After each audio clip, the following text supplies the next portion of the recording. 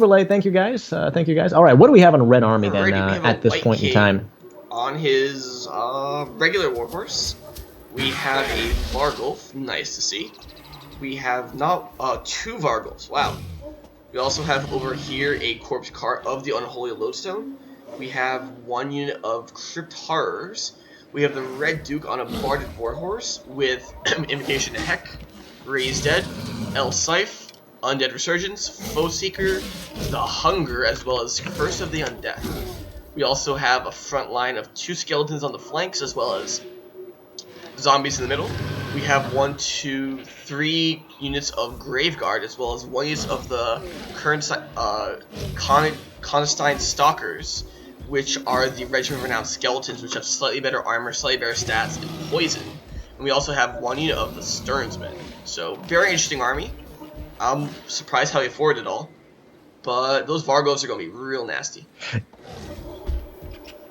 Yeah, this is a very expensive army, man, and I'm in the same place as you here. I mean, I guess where he saved all of his money was, I guess, on mounts and things like that. The 2 Vargulfs, we'll see how well they do. Now, Vargulfs we most often see for chasing things like Gorbel down, making sure that they're continuously knocked over, and, you know, he can use the same tactic against a landed Wood Elf, but I don't think that is going to work nearly as well against Durthu, because Durthu has deep roots, boys and girls, and he is not going to get knocked over very easily at all. So, speaking of this Wood Elf army being brought by Muukip, what is it going to consist of? Well, Durthu is going to be the first thing in the army. He's going to have Flock of Doom and nothing really else.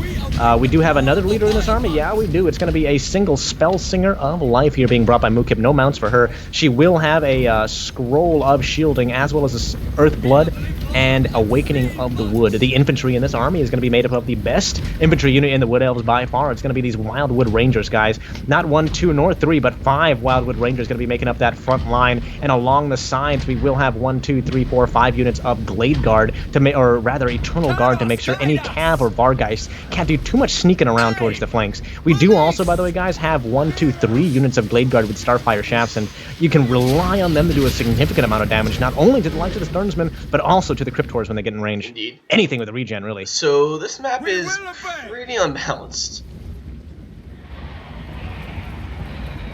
Yeah, dude, it's it's better balanced if you're not the vampire. If you have artillery, you can still draw your opponent. Yeah, it really, like, this is the map where you really don't want to pick vampire counts. A lot of maps you don't want to pick vampire counts. This is one of them. As you can see how punishing it is, and now he's going to have to deal with that downhill charge from these elves. And Wildwood Rangers, man. Well, Stearnsmen are getting roasted by those arrows. We've talked about it before. They not only have armor piercing, but they're fire, so the Stearnsmen which have the regen are getting wrecked. And now he's diverting fire to the corpse cart, which has the same regen fire resistance weakness. Well, and so, Surex, man, let's say you're the Vampire Counts player right now, right? And you're looking at this defensive geometry that's been put up by the Wood Elf player. What are you looking to do to break through to it to get to those archers? Because I have to imagine that the most important thing for Honestly, you right now. I'd split up my formation to make it slow. You know, like, what he's doing is pretty silly, and you have to really hope you have better micro than your opponents. And at this high level of combat, I would not put my faith in that. Yeah, he is managing to get his Vargulfs through. He is managing to get his White King through, but instead of attacking the Glade Guard, he is choosing instead to attack that Durthu, and Durthu ain't gonna go down easy, man. Durthu can heal his ass. Durthu has a Spell Singer on lock, man. He has her on speed dial. And there it goes. Look at this bitch right now, Earthblood, boom, it's gonna go off. Yeah, and that's what can you do, man? What can you do? It looks like the zombies are gonna take that ranged take, though. And it looks very good for the Wood Elves once again. I mean, if Wood Elves is gonna keep it here, Sir X, how do you play it? For the Wood Elves to keep on this win. Yeah, they definitely seem to be on track with it right now. Make sure your How are they going to maintain it? And this is the only flank you're losing. Spread out multiple lines after the stuff you win over here, so the vampires have to keep going through many, many lines, so they don't just cluster, which they love to do. Certainly, man. I think that's you make a damn good point right there, in that, you know, you don't want the vampires to cluster. You want them to split as humanly possible here, and you can certainly see the split. We have 3 distinct areas of vampire counts here, and in every single one of them, except for this one, by the way, which is on the bottom of the hill, the Wood Elves are doing quite well indeed. But these Spearmen, though, I think these Spearmen got to hit more important targets as they're getting bogged down on these summoned zombies. Yeah, this is looking pretty bad. Like, look at this, a mosh pit of elves against vampires. You never see that. Yeah, Yeah, you know, you rarely see the elves group up like that. In the meantime, by the way, the Glade Guard got out of combat with the zombies, but they were very soon caught by this unit of Grave Guard, or rather, yeah, Grave Guard that's going to be walking up this hill. Yeah. Oh, is Dirthu almost dead? Dirthu, bro, dude, bro. Whoa, whoa, whoa. Watch yourself, man. He's going to get out of there. He needs some heals. Nope. And he's at 700 health. Oh, yeah, and another Earthblood goes down. Let's go. The Earthblood does manage to go down here, and he will be able to finish that corpse card off before he dies. As you can see, he's getting healed faster than he's getting damaged right now. That Balgruff was trying so very hard. And here come the Crypt Horrors to help slow him down. And Dirthu will rout. And if you can take him down, that's good, but at what cost? At the cost of your entire army. 5 health, and here it goes. Timber.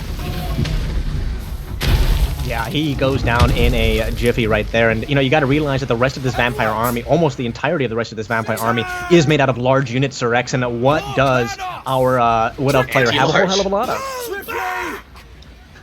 Yeah, exactly, man. He got a fair amount of anti-large here, and he can certainly put it to use. Only the Grave Guard really have to be taken care of, and the Grave Guard can be taken care of with Starfire arrows. From a main line here, a secondary line here, and then have his archers staggered back to just keep the layered fire going. So, as the vampires, you just have to summon guys, pick them apart, and make sure your big guys don't go down to archers.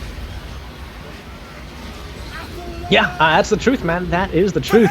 It seems like these arrows are continuing to find their mark here in the Vargulf, so the Cryptors are going to be running back up this hill to try to engage again. We see the Vargulf actually walking right through these Eternal Guard here. Eternal Guard will stay strong, will brace. They have not broken yet. Now the Cryptors are going to try to do the same thing, and maybe the Eternal Guard can get a bit of a better shot on them. It doesn't look like that's going to be the case.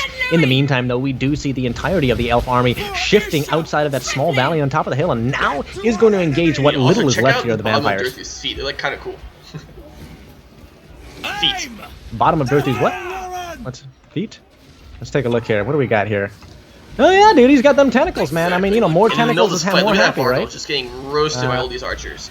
Like, this Blade King's going to try to stop it, but again, he really has to take all those archers. Like, if he does, he really we have a chance. And well, unfortunately, as he runs, too many spears. They do.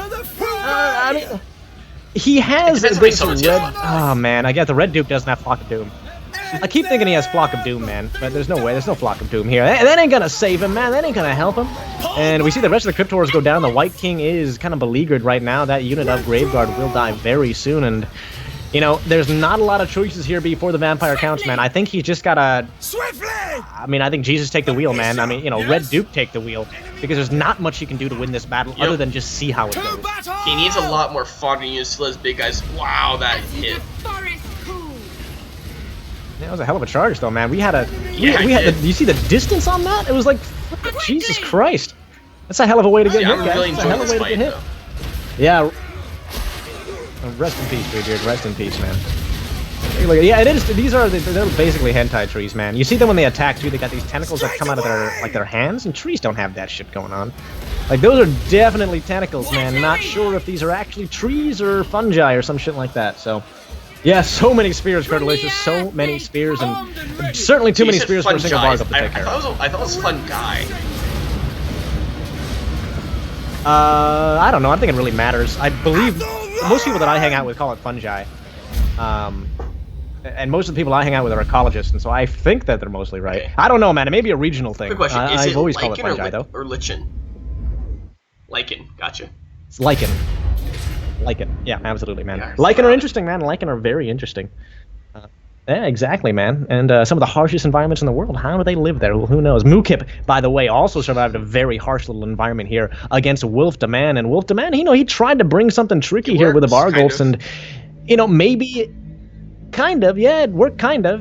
Dirthu, yeah, I guess it worked against Dirthu. It really did work. I mean, it would have worked a lot worse against the likes of a Flying Lord, so I suppose it did work out okay, but Surex, I mean, who's the MVP here? I think it's pretty clear. It worked, but, like, at what cost? Like, his entire main line just, like, ignored, and they just got overwhelmed and shot up.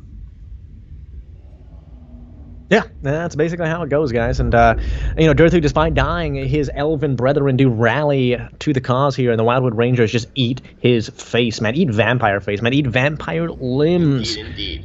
All right, moving on to game number 3. We are tied 1-1.